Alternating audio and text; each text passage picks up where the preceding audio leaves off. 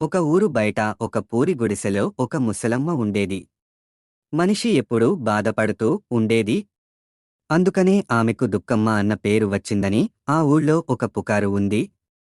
దుక్కమ్మ మంత్రగత్తె అని, అందుకనే ఆమెని ఊరి బయటకు ప్రజలు తరిమేశారని మరొక వదంతి ఉంది.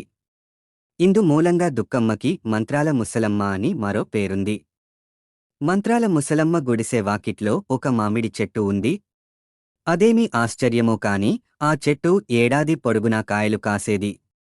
ముసలమ్మ మంత్ర మహిమ వల్లనే మామిడి చెట్టు ఏడాది పొడుగునా కాయలు కాస్తున్నాదని అంతా అనుకునేవారు. ఆ మామిడి చెట్టు నుండి వేలాడుతున్న మామిడి కాయలని చూసుకుని ముసలమ్మ మురిసిపోతూ ఉండేది. మన ముసలమ్మవే కాదు, ఆ ఊళ్ళో ఉన్న కుర్రకారు కళ్ళన్నీ ఎప్పుడూ ఆ కాయల మీదే ఉండేవి. కనుమరుగైతే చాలు కుర్రాళ్ళు చెట్టెక్కి కాయలు కోసేసుకుని పరుగెత్తుకుని పారిపోయేవారు. కుర్రాళ్ళు కాకపోతే కాకులు, వచ్చే పోయే దొంగలని కాయలేక విసిగివేసారిపోయింది. ఇలా ఉండగా ఒక రోజున ఒక సిద్ధుడు వచ్చి ముసలమ్మ తలుపు తట్టాడు. తలుపు తెర్చిన ముసలమ్మకి మనిషి కనిపించలేదు కాని కాళ్ల వరకు పెరిగిన గెడ్డం, చంకలో దండం, చేతిలో కమండలం కనిపించాయి. అమ్మా, ఆకలి, ఈ సన్యాసికి పట్టెడు అన్నం పెట్టి పుణ్యం కట్టుకో తల్లీ అన్న మాటలు వినిపించాయి. పిల్లికి బిచ్చం పెట్టని దుక్కమ్మ మనస్సులో ఒక ఊహ మెరిసింది. ఆ సిద్ధుడికి తనకున్న దాంట్లోనే కొంత పెట్టింది. కడుపు నిండిన సిద్ధుడు సంతృప్తితో ఏదైనా వరం కోరుకోమని ముసలమ్మతో చెప్పాడు. ముసలమ్మ పన్నిన పన్నాగం ఫలించింది. స్వామీ, నేను తప్ప నా మామిడి చెట్టు కాయలని ఎవరైనా ముట్టుకుంటే వాళ్లంతా ఆ చెట్టుకే అలా అంటిపెట్టుకుని ఉండిపోవాలి. నేను మంత్రం వేసి విడిపించే వరకు పట్టు వెడకూడదు. ఇదే నా చిన్ని కోరిక అని అడిగింది. సిద్ధుడు సరే అని చెప్పి ఆ మామిడి చెట్టు మీద మంత్రించిన విభూతి జల్లి వెళ్ళిపోయాడు. మరునాడు దుక్కమ్మ ఊళ్ళో పనులు చూసుకుని ఇంటికి వచ్చేసరికల్లా చెట్టు కొమ్మలని అంటిపెట్టుకుని ముగ్గురు కొంటె కుర్రాళ్ళు వేలాడుతూ కనిపించారు. ముసలమ్మ కనబడగానే వలవలా ఏడ్చారు. చెట్టు పట్టు నుండి విడిపించమని ప్రాధేయపడ్డారు. ముసలమ్మ కుర్రాళ్ళని చూసికూడా చూడనట్లు నటించి చెట్టు కొమ్మని వేలాడుతున్న ఒక కాయని కోసి ఆ కాయని కుర్రాళ్లకి ఎదురుగానే కత్తిపిట్టతో ముక్కలుగా కోసి ఆ ముక్కలని ఉప్పు, కారంలో ఊరవేసింది. మళ్ళా చెట్టుమీద చెయ్యి వేస్తే కత్తిపిట్టతో ముక్కు, చెవులు పరపరా కోసి ఆవకాయ పెడతాను. మారు మాట్లాడితే మిగిలిన ముక్కలని కాకులకి, గద్దలకి ఎగరేస్తాను. ఈ మాటుకి పోనీ కదా అని వదిలేస్తున్నాను అని బెదిరించి కుర్రాళ్లని వదిలిపెట్టింది. మర్నాడు తెల్లారేసరికి కొమ్మ కొమ్మని కుర్రాళ్ళు వేలాడుతున్నారు. మరి ఎత్తుగా ఉన్న కొమ్మని అంటిపెట్టుకుని కాకులు, పిచ్చుకలు గోల పెడుతున్నాయి. చంకలోని గొడుగుతో కొమ్మని వంచి కాయని కొయ్యడానికి ప్రయత్నం చేసిన లబోడా శంఖం కూడా గొడుగు కర్రతో సహా చెట్టు నుండి వేలాడుతున్నాడు. చింత జిగురేసి అంటించినట్లు అందరూ చెట్టుకి అంటుకుపోయారు. దుక్కమ్మకి ఒళ్ళు మండింది. దుఃఖం వచ్చింది. మంత్రం నేర్చుకున్నంత మాత్రాన సరిపోయిందా? దానిని వాడగలిగే తెలివి కూడా ఉండాలి. ఇలా ఎంతసేపని కుర్రాళ్లని బంధిస్తుంది?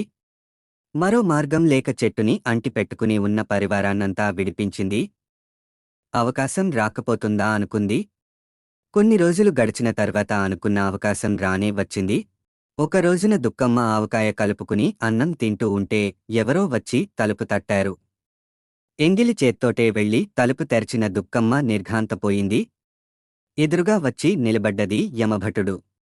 దుక్కమ్మా, నీ కాలం నిండింది, ఇక వెళదాం పద అన్నాడు. అప్పుడేనా అనుకుంది దుక్కమ్మ. యమభటుడితో వాదించి ప్రయోజనం లేదని దుక్కమ్మకి తెలుసు. చూడు బాబూ, నా చెట్టుని కాసిన కాయలతో పెట్టిన ఆవకాయ ఎలా ఘుమఘుమలాడిపోతోందో చూడు. ఈ అంట్ల చేత్తో వస్తే ఏమీ బాగుంటుంది? నువ్వే చెప్పు. ఈ చేతులు కడుక్కుని ఆ ఆవకాయ జాడీని చంకనెట్టుకుని చక్కా వస్తాను. ఈలోగా నువ్వు ఆ చెట్టుని కాసిన పండొకటి కోసుకుని తింటూ ఉండు బాబూ, ఇప్పుడే వస్తాను అని చెప్పింది దుక్కమ్మ. పోనీలే అందాక ఒక మామిడి పండు కోసుకుని తిన్నంత మాత్రాన పోయే నష్టం ఏముంటుందిలే అని నచ్చ చెప్పుకుని దోరగా పండిన కాయని ఎంచుకుని చెట్టు కొమ్మని ఒంచి కోయబోయాడు. ఇంకేముంది? యమభటుడు కాస్త చెట్టు కొమ్మకి అంటుకుపోయి వేలాడడం మొదలుపెట్టాడు. ఈ వ్యవహారం అంతా కిటికీ తలుపు చాటు నుండి చూసి ముసలమ్మ సంతోషించింది. ఈ పరిస్థితి అక్కడ యమలోకంలో పెద్ద తంటానే తెచ్చిపెట్టింది. తిరిగి రావలసిన భటుడు రాకపోవడంతో యమలోకం అంతా తల్లడిల్లిపోతోంది. భటుడు పోతే పోయేడని అనుకోవడానికి ఆ భటుడి కోటాకి సరిపడా చావవలసిన వాళ్లు చావకుండా భూమిమీద ఉండిపోయారు. దీని పర్యవసానంగా పుట్టవలసిన వాళ్లు వేళకి పుట్టకుండా సృష్టి ఆగిపోయింది. ఇంకా ఆలస్యం చేస్తే పరిస్థితి విషమిస్తుందని యమధర్మరాజే స్వయంగా బయలుదేరి వచ్చి ముసలమ్మ తలుపు తట్టాడు. రా నాయనా, వచ్చావా? నీకోసమే ఎదురు చూస్తున్నాను. ఆ దున్నపోతుని అలా ఆ మామిడి చెట్టుకి కట్టి ఇంత గడ్డేసి వచ్చి ఇక్కడ పీటేసి కూచున్నావంటే నీక్కూడా ఇంత పప్పు అన్నం పెట్టి ఇంత గడ్డ పెరుగు వేస్తాను అంది. కాని యముడు, ముసలమ్మ, నీ నాటకం కట్టిపెట్టి వెంటనే నా వెంటరా అని గర్జించాడు. తన పప్పులు యమధర్మరాజు దగ్గర ఒడకవని గ్రహించి దుక్కమ్మ ఆవకాయ జాడిని చంకన పెట్టుకుని పద బాబూ పద అని బయలుదేరింది. తనొచ్చిన పని ఇంత సునాయాసంగా అయిపోతుందని యముడు కలలో కూడా అనుకోలేదు. దున్నపోతుమీద ఎక్కి యమలోకానికి బయలుదేరాడు. స్వామీ, నా సంగతి మరచిపోయారా అని చెట్టునుండి వేలాడుతున్న యమభటుడు వెనక నుండి మొరపెట్టుకున్నాడు. యమధర్మరాజుకి విడుపు మంత్రం తెలీదు. అందుకని వెనక్కి తిరిగి, దుక్కమ్మ, నీ రోజులింకా అయిపోయాయి కదా, ఇంక ఆ భటుణ్ణి విడిపించే అని ఒక హుకుం జారీ చేశాడు. నువ్వు నన్ను విడిపిస్తేనే నీ భటుడ్ని నేను విడిపిస్తాను అని బేరం పెట్టింది దుక్కమ్మ. యమధర్మరాజుకి గొంతుకలో పచ్చి వెలక్కాయ పడ్డంత పనయింది.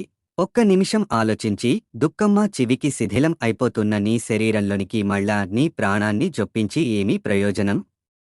కాని నీ కోరిక ప్రకారం నిన్ను, అంటే నీ పేరుని, ఈ భూలోకంలో చిరకాలం ఉండేలా చేస్తాను. నా భటుణ్ణి వదిలే అని బేరం పెట్టాడు. ముసలమ్మ ఒప్పుకుంది. అందుకనే నేటికీ లోకం దుఃఖమయంగా ఉంది.